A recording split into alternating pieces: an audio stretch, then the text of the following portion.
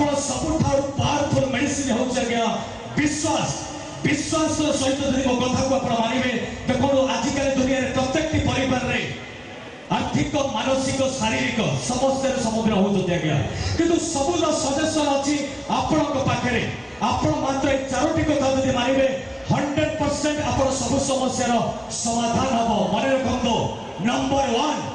आपण जो कंपनी रे चाकरी करछन जो कंपनी टंका रोजगार करछते आपण इष्ट देवता जहाँ को भल पाउछते गोटाए मिनिट से भगवान पर प्रार्थना करतो से कंपनी उन्नति हो आगो को जाओ बहुत डेवलप करो। नंबर 2 क्रिटिसाइज समालोचना हमें राति पहले छकमटे आता विषय आज्ञा समालोचना करछि नो समालोचना का विषय किसी समालोचना करिबे नाही आज्ञा जे जा कला ता पई नो समालोचना नो आर्गुमेंट। नंबर 3 भगवान आपण मान को कोन अभाव करिछि केते सुंदर हाथ देछि केते सुंदर गोड़ देछि केते सुंदर आखि देछि भगवान आपण मान को जति कि देइतोते सेति रे खुशी होंतु एक्साइटेड होंतु दरकार परे रोड ऊपर डांस होंतु जो दिन पब्लिक कहिबे आपण पागल बोली से दिन आपण भाबिबे जीति गले काहे कि आपण माने जानितोते